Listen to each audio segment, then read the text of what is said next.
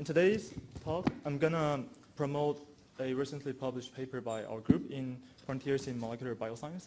The title reads, First Principle Calculation of Protein-Protein Dimer Affinities of ALS-associated SOL1 mutant. You might have heard of Ice Bucket Challenge, which is an activity involving pouring a bucket of ice water over someone's head to raise the awareness of the ALS disease. And one of the known causes of the ALS disease is due to the misfolding of the SOL1 protein, which is the protein we study in this work. So the figure you see on the right, this is the experimentally resolved structure of a SOL1 dimer. And the monomerization of this structure is known to increase the likelihood of it to misfold into disease-associated conformations. And we studied 5 variants of the SOL1 in this work. The first one is also the physiological form of a SOL1. It has 2 metal ions, zinc and copper. And it's abbreviated as wild type CuZn followed by SS. SS stands for the disulfide bond. And the disulfide bond anchored the loop 4, or in its image positions here, it anchored the loop 4 to the barrel backbone to stabilize the structure. And our second variant is wild type EE, which stands for the empty on the 2 metal ion side, so it's a metal deficient structure, and it's also disulfide linked. And this is followed by 3 ALS-associated mutants or variants. The first one is the SH, which means it's a disulfide reduced variant. And we also have 2 mutations, A4V and D101N. A4 is positioned at the interface of the dimer interface, and D101 is in between the barrel backbone and the loop backbone. And as our title suggests, the ultimate result of our work is to want to answer what's the binding free energy to separate the monomers, provided that we faithfully follow the force field, which is charm 36N here. Or in experimentalist language, we want to predict the dissociation constant KD. And I can directly give you the answer for this question. So that is this row in this table. So the last row here is the experimental measured value by prior arts, by others. And the first observation is that our calculated free energy, also, by the way, the more negative the value, it means the larger the affinity of the binding. So the first observation is that our calculated result is systematically lower. The binding affinity is systematically lower. But if we just compare the free energy difference compared to this first model, actually it agree well. The trends agree well with the experiment. So for disulfide reduced variant and A4V, the free energy, the affinity both decreased.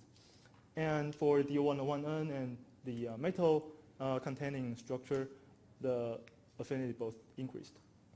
So we'll come back to this table later. This is just a first glance of the result. And let me explain how do we get these results, how do we get these values. So we use a method called Ruth method to calculate the binding free energy. So this figure illustrates the process. So at first, a serial of the restraints are successively applied on the bound state. So for example, and the free energy calls for restraining those degree of freedom are calculated. So for example, the first step here, we applied conformational restraint serially on the loop backbone, barrel backbone, and the interface side chain. And note that there are 2 copies of the monomer, so there are actually 6 terms here. And other restraints involve fixing the rotational freedom. So when the 2 monomers, when we peel off the 2, or separate the 2 monomers, they are on a fixed direction. And this is followed by separate these 2 monomers just like 2 rigid bodies. And at the end, we relaxed those restraints one by one.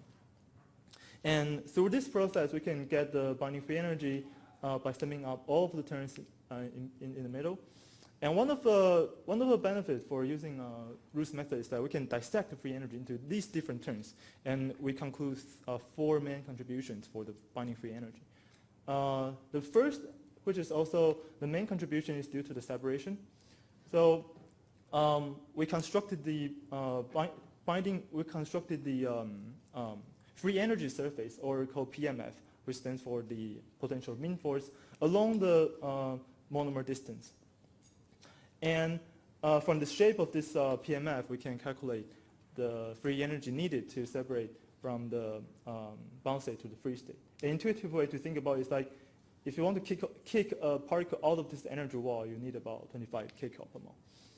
And other free energy contributions are due to interface side chain, barrel backbone, and loop backbone. And we constructed the free energy surface. And the x-axis here are the deviation to the crystal structure of the different structural components. Take interface side chain example.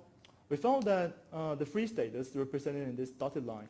It equilibrates at around 3 angstrom, which is much larger than those in the bound state, which only deviate from the crystal structure by 1 to 2 angstrom. And this is making sense because the diamond formation comes with the stabilization of the interface. And as well, for barrel backbone, you can see the free state is also more flexible than the bound state. The loop backbone free energy surface is a little bit more complex. There are 2 energy walls. The left wall here populated with folded loop. The right wall here populated with entropically driven disordered loop. And we can also see that upon the dimerization, the right wall become more narrower. And what you were just seeing is just the first row in this figure. It's just for this well-type MT, and SS variant. And here we listed all the free energy surfaces for all the variants. Here, just to give you some highlight here.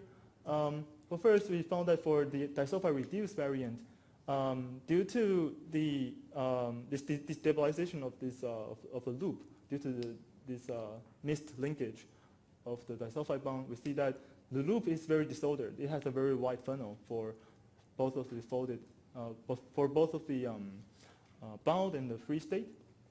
And the metallation, we also found that it greatly stabilized the structure. You can see the equilibrium structure are very close to the crystal structure. And we also see that for A4V mutation, it destabilized the barrel backbone in the free state. On the contrary, for D101N, it has a very rigid barrel backbone.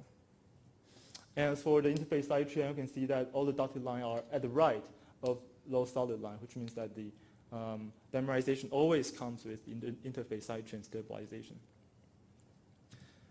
And as for the so from the shape of the PMF, we see in the last slide we can construct this table as I showed you at the beginning. So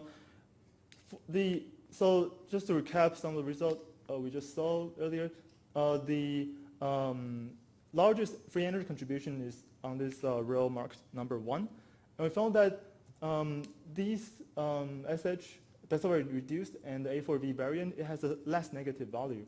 And we also found that the loop 4, which is here, and A4, they are both at the interface of the interface side chain. So the alteration of these structural units makes sense that they will alter, they will decrease the binding free energy.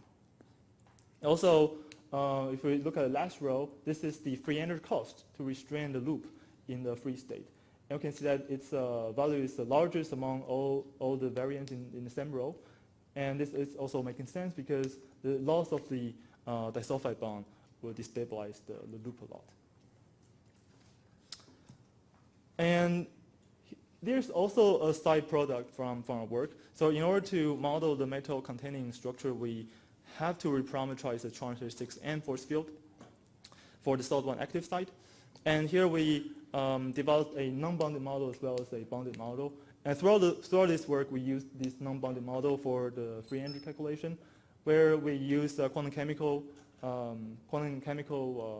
calculation to reparameterize all the partial charges of the histidines around the metal sites, that is these Qi, Qj in the force field equation. And additionally, we also developed a bounded model where the metals are covalently linked to the nearby atoms.